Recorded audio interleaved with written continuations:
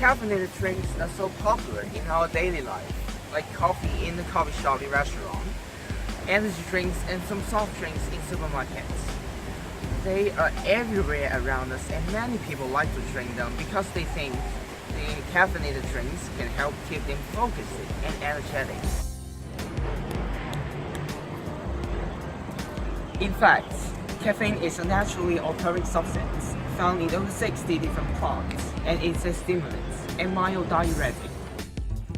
But its common substance was banned by the World Anti-Doping Agency as a performance-enhancing drug before 2004. But because of the hindrance of technology, people cannot exactly prove that caffeine must enhance our athletic performance at that time. So, caffeine was removed from the prohibited list starting from 2004. However, have you thought about the effects of caffeine to our body? According to several scientific researches and investigations, caffeinated drinks can affect our emotions, cognitive, and physical activities. Caffeine can make us feel anxious, make us confused, and raise our blood pressure, upsets our stomach. Which caffeinated drinks do you usually consume? From a scientific report, energy drinks like Red Bull, Monster, soft drinks like Coca-Cola and coffee, they seem to be popular among university students. But how much caffeine is contained in these drinks respectively? Actually, 34 mg in Coca-Cola, 120 mg caffeine in a 12-ounce Monster, while 320 mg of caffeine are in a 60-ounce coffee. This shows that coffee is having the highest amount of caffeine. To find more information of the caffeinated drinks, our group has decided to find out people's perceptions and habits of drinking caffeinated beverages. Also, we're going to investigate whether caffeinated drinks enhance or detract from athletic performance, such as speed and hand-eye coordination. For the investigation of caffeinated drinks on athletic performance, we invite 10 people to be our experiment target. They are required to do 2 experiments. The first experiment is to test whether caffeine enhances our athletic activities by measuring the time to finish 10 sit-ups of our experiment targets after they drink 200 ml caffeinated or decaffeinated drinks. We first measure the time to finish 10 sit-ups of each experiment target before they drink coffee. Then, half of the experiment targets will drink caffeinated coffee while the remaining targets will drink decaffeinated coffee. And then, they will rest for about 30 minutes, and after that, the experiment targets will do the test again and then see the result.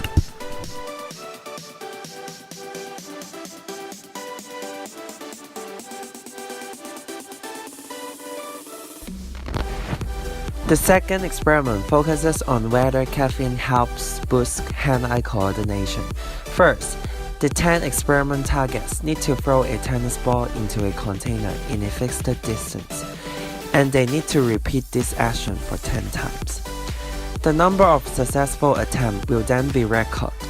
Then, 5 experiment targets are requested to drink caffeinated coffee, and the other 5 drink decaffeinated one. After 20 minutes, they do the test again and we record down their successful attempt.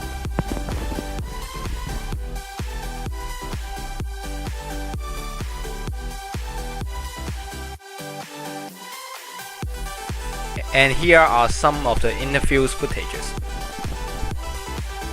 Caffeinated drinks.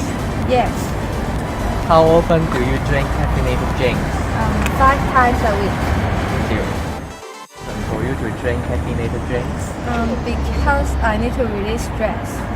do you think caffeinated drinks are indispensable in your life? Yes. Main reason for you to drink caffeinated drinks? Because of the heavy workload from school. Do you think caffeinated drinks are indispensable in your life? Yes. Main reason for you to drink caffeinated drinks? Because due to the heavy workload from Do you think caffeinated drinks are indispensable in your life? Sure, yes. In our investigation, we found out that 60% of them have a high frequency of drinking caffeinated drinks for 5 times a week, which indicates they almost drink caffeinated drinks every day. The biggest reason for them to drink so much coffee is due to the heavy workload in assignment from school or from workplace.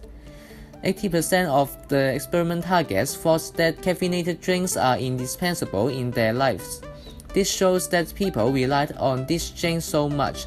For the athletic performance, we found out that 80% of people who drank caffeinated drinks actually could do the sit-up test within a shorter period of time when compared to those who drink decaffeinated coffee.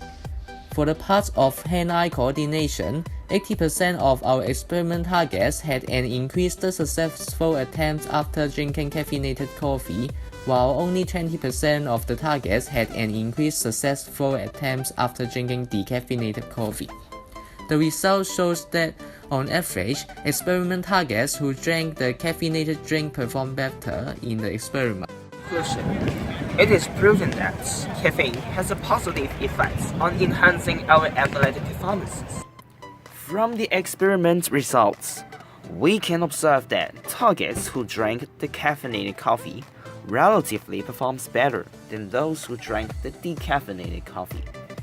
For instance, all the targets who drank caffeinated coffee used less time to finish 10 sit-ups comparing to the results before they drank the caffeinated coffee.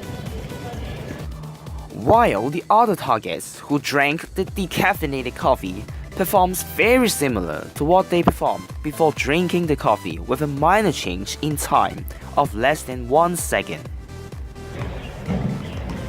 Based on our findings, it is possible and reasonable to say that caffeine can be used to benefit the athletic performance. So, whether caffeine should be banned in the sport is no longer controversial.